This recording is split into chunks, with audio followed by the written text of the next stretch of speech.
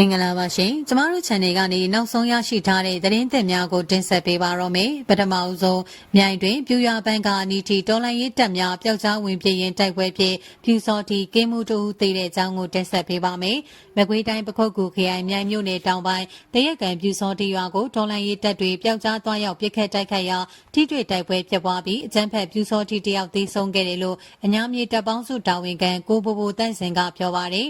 စက်တင်ဘာလ24ရက်မနေ့ကမနေ့အစောပိုင်းမှာတရက်ကံပြူစောတီရွာရဲ့ဘန်ကာရီနာအထိဒေါ်လာရေးတပ်ဖွဲ့ဝင်တွေချင်းကပ်ပစ်ခတ်ရာတာဝန်ကျနေတဲ့ပြူစောတီကင်းမှုမျိုးနိုင်ရေးဆိုသူနေရာတွေလဲကျသိဆုံးခဲ့တယ်လို့သိရပါတယ်။အဲဒီနောက်ပြူစောတီတွေဘက်ကလက်နက်ကြီးလက်နက်ငယ်တွေနဲ့ပြန်လည်ပစ်ခတ်ရာနှစ်ဖက်ပစ်ခတ်မှု10မိနစ်ကြာဖြစ်ပွားခဲ့ပြီးဒေါ်လာရေးတပ်တွေစုခွာခဲ့လိုက်တယ်လို့ကိုဘိုဘိုတန့်စင်ကပြောပါတယ်။ကျွန်တော်တို့ဘက်ကအင်အား30လောက်နဲ့ပျောက်ကြားသွားလို့တာကင်းမှုနဲ့ဘန်ကာတွေကအထက်ကိုစောင့်ပြစ်နိုင်လိုက်တာပေါ့နောက်ထပ်ပစ်ခတ်မှုတွေဖြစ်တော့သူတို့ဘက်ထိခိုက်တာရှိတယ်အတိမပြုတ်နိုင်ပါဘူးဟုအညာမြေတပ်ပေါင်းစုတာဝန်ခံကိုဘိုဘိုတန့်စင်ကပြောပါတယ်အဲ့ဒီတိုက်ခိုက်မှုကို DYK ပျောက်ကြားတပ်ဖွဲ့နဲ့အတူအညာမြေတပ်ပေါင်းစုမြိုင်ပကဖ1တက်ခွဲ1မြိုင်ပကဖတရင်1တက်ခွဲ4တို့ကပူးပေါင်းလှုပ်ဆောင်ခဲ့ခြင်းဖြစ်ကြောင်းသိရပါတယ်။ပြီးခဲ့တဲ့စက်တင်ဘာ18ရက်ကလည်းတန်းတက်ဖို့ထွက်လာတဲ့တရက်ကံပြူစောတီတယောက်ကိုတော်လှန်ရေးတပ်တွေကစောင့်ကြိုပစ်ခတ်တိုက်ခိုက်ရင်းနှစ်ဖက်ထိတွေ့မှုဖြစ်ခဲ့ပါသေးတယ်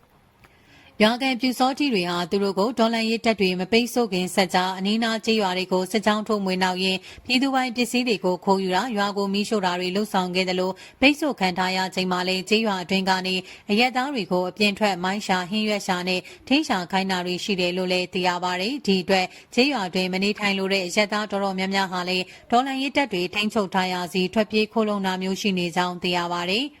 ဆက်လက်တင်ဆက်ပေးမယ့်သတင်းအကြောင်းကတော့မြောက်ခင်ရန်ပြူရွာကိုအမည်မသိလူတချို့စားနပ်ရိက္ခာများပို့ဆောင်ရောင်းချနေဟုဆိုတဲ့သတင်းကိုတင်ဆက်ပေးပါမယ်။မကွေးတိုင်းရောဒေတာကံကောမြို့နယ်ရှိမြောက်ခင်ရန်ပြူရွာကိုအမည်မသိလူတချို့ကစားနပ်ရိက္ခာတွေပို့ဆောင်ရောင်းချနေတယ်လို့ဒေတာကန်တွေစီကသိရပါဗျ။အကြမ်းဖက်စေအုပ်စုပဲခိုင်မာရက်တီပင်ရာဇဝမှုများစွာကျူးလွန်ထားတဲ့ပြူစောတီတွေအခြေဆိုင်ရာမြောက်ခင်ရန်ပြူရွာကိုပြီးခဲ့တဲ့လပိုင်းကလေးကစားနပ်ရိက္ခာနဲ့အခြားသုံးဆောင်ပစ္စည်းတွေဈေးတင်ရောင်းချတာမျိုးရှိပေမဲ့ဘယ်သူမှရောင်းချနေလဲဆိုတာ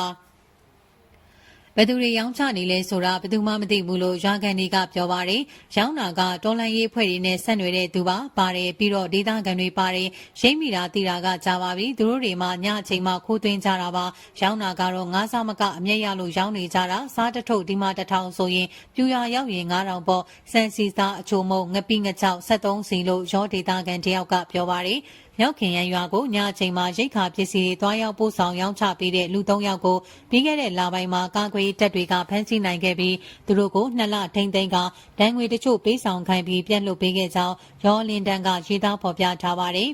စကိုင်းတိုင်းဆက်ကလေးကန်ကောလမ်းပေါ်မှာရှိတဲ့မြောက်ခင်ရန်ရွာဟာအင်ဂျီ1000ကျော်ရှိတဲ့ပြူစောတီအားကောင်းရာရွာတရွာဖြစ်ပါတယ်။ကျန်းခိုင်ရေးအမတ်ဟောင်းဘူးလက်လဆွေဦးဆောင်ပြီးပြူစောတီအဖွဲ့တွေဖွဲ့စည်းပေးခဲ့တဲ့ရွာဖြစ်တယ်လို့အဆိုပါရွာကနေပြူစောတီမဟုတ်တဲ့အရက်သားတွေထွက်ပြေးလာခဲ့တာလည်းထောင်ချီရှိပါတယ်။ဒါအပြင်မြောက်ခင်ရန်ရွာကိုတော်လန်ရေးတပ်တွေကရိတ်ခါဖျက်ထားတာ2နှစ်ကျော်ရှိပြီလို့လည်းသိရှိရပါတယ်။